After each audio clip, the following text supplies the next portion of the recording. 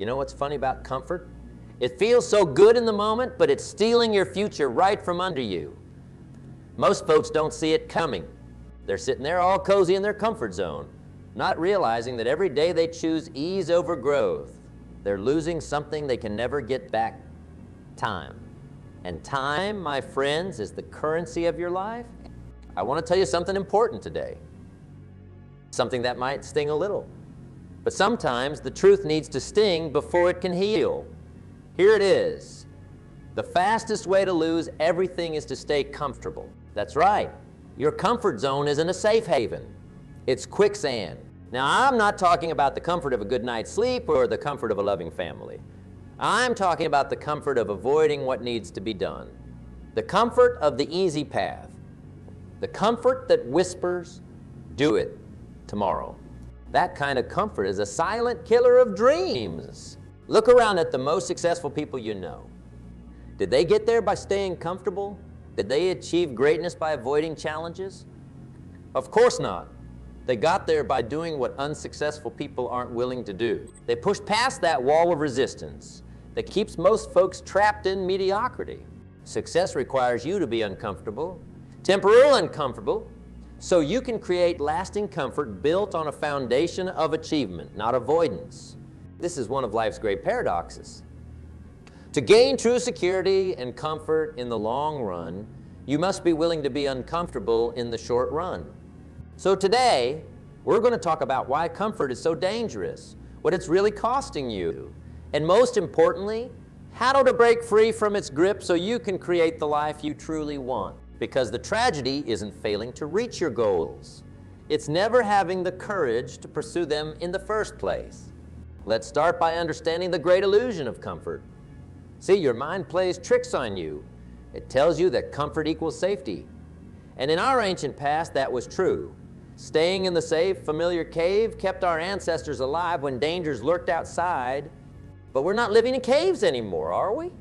The dangers we face today aren't saber-toothed tigers. They're stagnation, regret, and unfulfilled potential. Your comfort zone feels safe, but it's an illusion. It's like a beautiful prison cell. Sure, it's familiar. Sure, it's predictable, but it's still a prison. And every day you stay there. The walls close in a little more until one day you wake up and realize your comfortable little prison has become so small that your dreams don't even fit anymore. It appears what most people don't understand. Comfort isn't neutral. It's not just the absence of discomfort. It's actively harmful because life doesn't still. If you're not growing, you're declining. There's no middle ground. That job you're comfortable in, but don't love. While you're getting comfortable, someone else is getting better. That business idea you keep putting off, while you're getting comfortable, someone else is building it. I often tell the story of two farmers. Both had fields ready for planting in spring. The first farmer said, "The ground is hard. The weather might turn. I'll wait until conditions are perfect." The second farmer said, "The conditions are never perfect. I'll plant anyway." When fall came, which farmer do you think had a harvest? The comfortable one who waited for perfect conditions, or the uncomfortable one who got to work? This illusion of comfort tricks us into thinking we're making a smart choice by avoiding difficulty. I'll start that business when I have more money. I'll have that difficult conversation when the timing is better. I'll change my habits when life settles down. But here's the truth. Those perfect conditions you're waiting for, they don't exist. And every day you wait for them is a day lost forever. Comfort makes big promises it never keeps. It promises security but delivers stagnation. It promises peace but delivers mediocrity. It promises happiness but delivers emptiness. Because real happiness doesn't come from avoiding life's challenges. It comes from overcoming them. Now let's talk about the true price of comfort. What is it really costing you to stay in that comfortable? First, it costs you growth.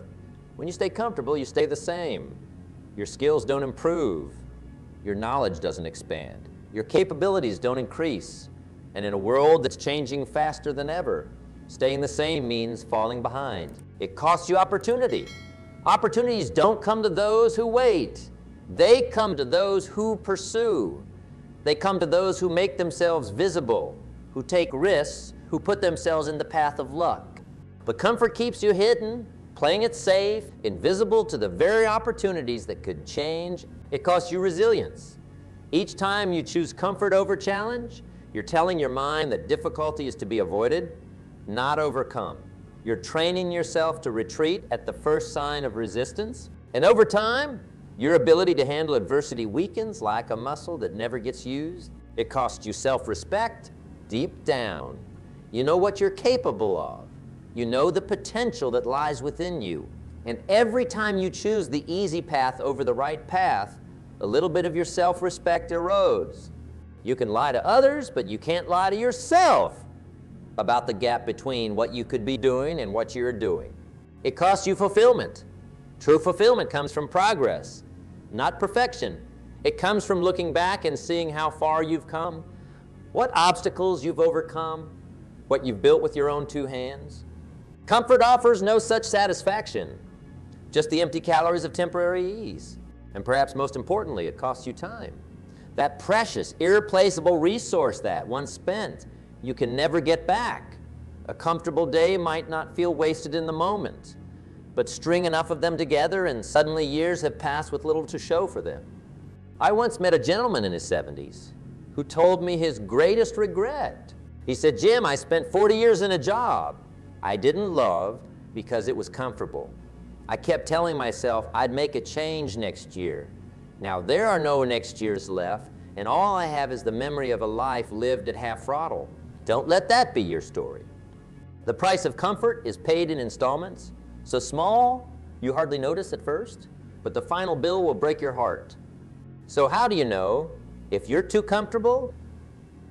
Let me give you some signs to look for. You're too comfortable if you can predict exactly how your day will go before it even starts. Routine is helpful, but when your life becomes so predictable that nothing surprises you anymore, that's a warning sign. You're too comfortable if you haven't felt butterflies in your stomach in months or years. That feeling of nervous anticipation is a sign you're pushing boundaries. Without it, you're just treading water. You're too comfortable if you've stopped learning new skills. In today's world, if you're not continuously adding to your toolbox, you're falling behind. Knowledge, unlike some resources, doesn't get depleted when used, it grows. You're too comfortable if your goals haven't changed in years. Either you've achieved them, haven't set new ones, or you've given up on them. Neither is a formula for growth. You're too comfortable if you find yourself saying, "That's just how I am," to excuse behaviors. You know, you should change. That phrase is comfort's battle cry. It's how we justify staying exactly as we are. You're too comfortable if your biggest risks are watching a new TV show or trying a different restaurant. Life is meant to be lived, not merely observed. You're too comfortable if your identity is tied to your past achievements rather than your current actions. Yesterday's home runs don't win today's games. You're too comfortable if the thought of change makes you instantly resistant before you've even considered the merits. That knee-jerk no is comfort's defense mechanism. And perhaps most tellingly, you're too comfortable if the fire in your belly has become just a dim ember. If you've lost that hunger, that drive that once pushed you forward, comfort has likely smothered it. If you recognize yourself in any of these signs, don't be discouraged. Recognition is the first step to change. And now that we've identified the problem, let's talk about the solution, first principles of growth. So what are the first principles of growth? What are the fundamental truths we need to understand to move beyond our comfort zones? First principle, growth happens at the edge of your abilities, not at the center. Think about working out. If you lift weights that don't challenge you, your muscles won't grow stronger. The same principle applies to every area of life. You must push to the edge of your current capabilities to expand them. Second principle, discomfort is a signal of opportunity, not danger. When you feel that resistance, that urge to retreat to what's familiar, that's not a stop sign. It's a signpost pointing toward growth. Learn to welcome that feeling as an indicator that you're on the right path. Third principle, growth is incremental, not instantaneous. You won't transform overnight, but small, consistent steps into discomfort will compound over time into remarkable change. This is why patience and persistence are the twin engines of achievement. Fourth principle, your potential is determined by your willingness to be uncomfortable, not by your natural talents. Talent is overrated. I've seen people with modest gifts outperform geniuses simply because they were willing to endure the discomfort of deliberate practice and consistent effort. Fifth principle, the discomfort of growth is temporary, but the discomfort of staying the same is permanent. This is crucial to understand. When you push past your comfort zone, the discomfort fades as you adapt. But when you stay in your comfort zone, the dissatisfaction of unfulfilled potential never goes away. It just becomes the background noise of your life. Sixth principle, growth requires honest self-evaluation. You must be willing to look at yourself truthfully, without excuses or justifications. Where are you settling? Where are you avoiding responsibility? Where are you blaming circumstances for your choices? This kind of honest inventory is uncomfortable. Seventh principle, growth isn't just about adding new things, it's also about letting go of what no longer serves you. Old habits, limiting beliefs, relationships that hold you back. Sometimes the path forward requires leaving certain things behind. And finally, the eighth principle, growth is a choice you make daily, not once. It's not enough to decide once that you want to grow. You must recommit to that decision every single day in the small moments when comfort calls and growth demands. These principles aren't complicated, but they are demanding. They ask something of you. They ask you to choose the harder right over the easier wrong, not just occasionally, but as a way of life. Now let's talk about the daily disciplines that create success, because principles without practice are just nice ideas. They must be lived to be valuable. The first discipline is waking up with purpose, not just opening your eyes, but opening your mind to the opportunities of the day ahead. Successful people don't simply wake up. They rise up with intention and energy. This might mean getting up earlier than you're comfortable with, setting goals for the day, or practicing gratitude before your feet hit the floor. The second discipline is putting first things first. It's easy to fill your day with busy work, with responding to others' demands, with the urgent but unimportant. The discipline of prioritization means doing what matters most when your energy is highest, not just what's screaming loudest for your attention. The third discipline is continuous learning. Read for 30 minutes every day. Listen to educational content during your commute. Take courses in your field. The most successful people are students for life. They know that what got them here won't get them there. And yes, this means spending time on growth when you be more comfortable relaxing. The fourth discipline is taking care of your physical temple. Your body is the vehicle that carries your dreams. Neglect it, and the journey becomes much harder. This means being uncomfortable in the gym when you'd rather be on the couch. It means passing on that second helping when your taste buds are screaming for more. It means going to bed when you'd rather stay up. The fifth discipline is managing your emotions. Success isn't just about IQ. It's about EQ. It's about not letting temporary feelings derail permanent goals. It's about doing what needs to be done even when you don't feel like it. It's about being uncomfortable with difficult emotions rather than seeking immediate relief. The sixth discipline is wise money management. It's being uncomfortable saying no to unnecessary purchases so you can say yes to investments in your future. It's delaying gratification today for greater rewards tomorrow. It's understanding that financial freedom doesn't come from earning more. It comes from needing less. The seventh discipline is nurturing important relationships. It's having those difficult conversations that would be easier to avoid. It's giving honest feedback when silence would be more comfortable. It's investing time in people who matter when there are 1,000 distractions competing for your attention. And the eighth discipline is regular reflection and course correction. It's setting aside time to evaluate your progress, to be honest about what's working and what isn't, to adjust your approach when needed. This kind of self-examination isn't always comfortable, but it's always valuable. These disciplines don't sound revolutionary, do they? That's because success isn't about doing extraordinary things. It's about doing ordinary things extraordinarily well, consistently when you don't feel like it. It's about being uncomfortable today so you can be comfortable on your own terms tomorrow. Now let's talk about how to embrace productive discomfort, because not all discomfort is created equal. There's the discomfort of growth, and then there's just suffering for no purpose. How do you tell the difference, and how do you lean into the right kind of discomfort? First, understand that productive discomfort has purpose. It's not discomfort for its own sake. It's discomfort in service of your goals and values. Before you push yourself into an uncomfortable situation, ask, will this move me closer to who I want to become? If the answer is yes, that discomfort is worth embracing. Second, start with manageable challenges. You don't climb Everest on your first hike. Begin with discomfort you can handle, then gradually increase the challenge as your capacity grows. If public speaking terrifies you, don't start by addressing thousands, say.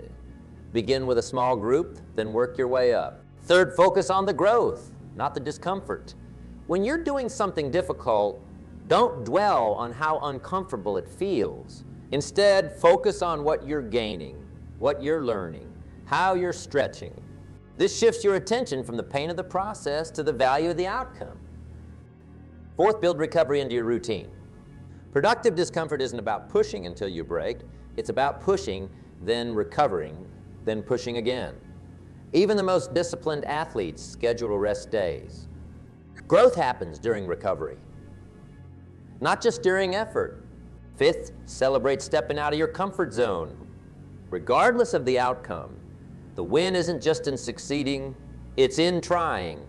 Each time you choose discomfort over ease, you're strengthening what I call your courage muscle. And like any muscle, it grows stronger with use. Sixth, use discomfort as information, not just sensation. When you feel resistant to something, ask why. Is it fear of failure, fear of judgment, fear of the unknown? Understanding the source of your discomfort can help you address the root cause, not just the symptom. Seventh, remember that discomfort is temporary, but regret is permanent. The discomfort of taking action fades quickly. The regret of inaction can last a lifetime. When faced with a challenging choice, ask yourself, which will I regret more? The temporary discomfort of action or the permanent regret of inaction? And finally, find community. Surround yourself with others who are also committed to growth. It's easier to embrace discomfort when you're not facing it alone, when you can draw strength from others who understand the struggle and value the outcome. Embracing productive discomfort isn't about becoming a masochist. It's about recognizing that temporary unease is a small price to pay for lasting achievement. It's about understanding that the path to your best self runs directly through the territory of your greatest fears. Now, let's talk about the compound effect of small, uncomfortable actions. Because here's the truth.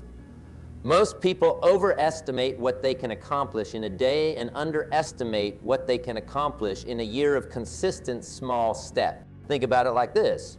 If you improve just one each day, after a year, you'll be 37 times better, not just 365 better. That's the power of compounding. Each small improvement builds on all the previous improvements. But the same principle works in reverse too.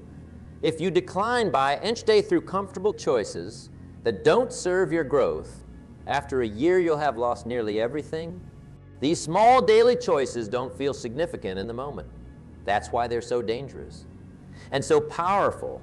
Reading 10 pages of a book instead of watching an extra episode of TV, making one sales call you're nervous about, having one slightly uncomfortable conversation, saving a small amount rather than spending it. None of these choices will transform your life overnight, but all of them compounded over time will create a life vastly different from the one created by consistently choosing comfort. I call this the slight edge. That small margin of difference in daily choices that, over time, creates an enormous gap in results. The gap between those who achieve their dreams and those who don't isn't usually dramatic. It's a slight edge applied consistently. Let me give you an example. Two salespeople start at the same company on the same day.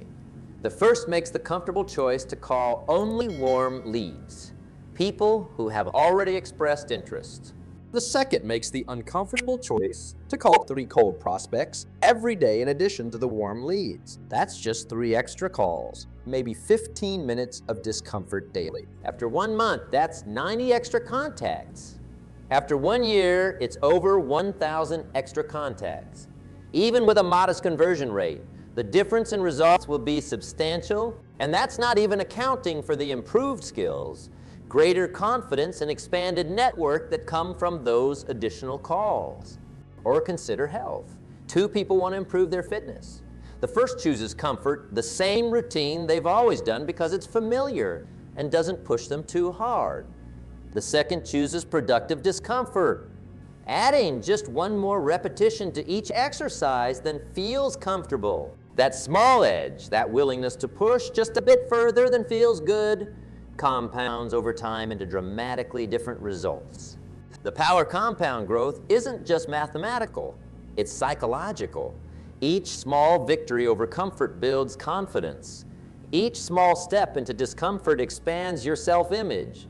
Each small win proves to yourself that you can do hard things. And this creates a virtuous cycle where yesterday's discomfort becomes today's comfort zone, opening the door to new challenges and growth.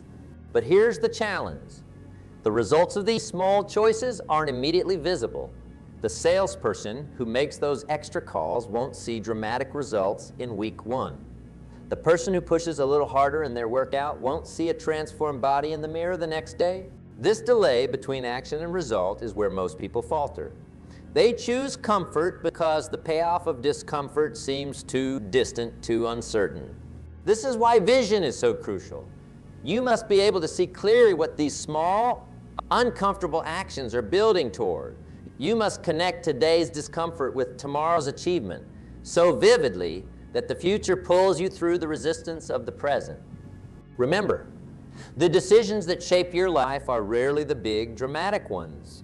They're the small, daily choices between comfort and growth. And the quality of your life will ultimately reflect the quality of these choices. Now let's get practical.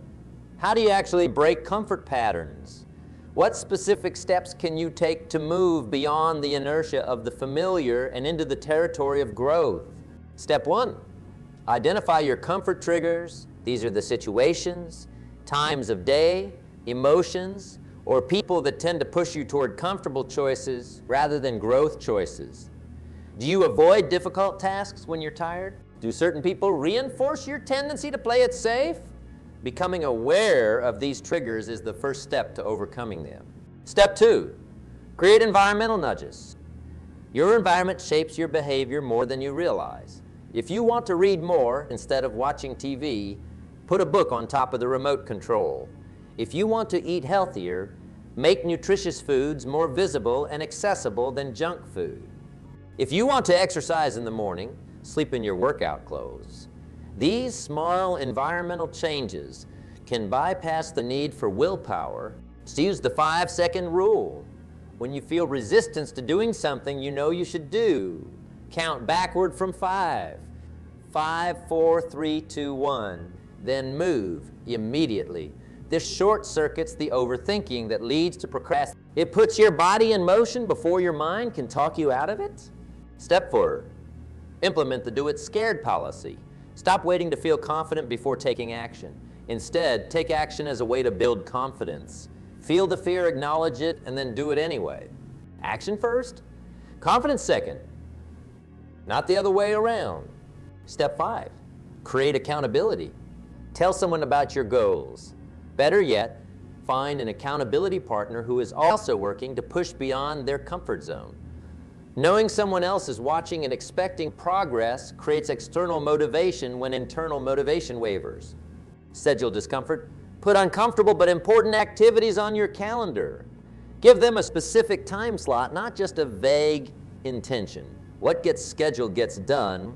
What remains a someday tends to become never. Steps A, reward productive discomfort. Give yourself small rewards for choosing growth over comfort.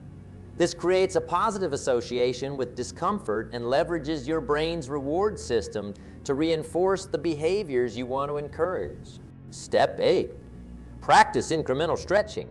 Identify areas where you want to grow, then create a progression of increasingly challenging steps. If you want to become a public speaker, start by speaking up more in meetings, then volunteer to present to your team, then a larger department, and so on.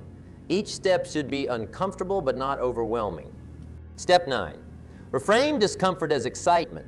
The physical sensations of anxiety and excitement are nearly identical: racing heart, butterflies in stomach, heightened awareness.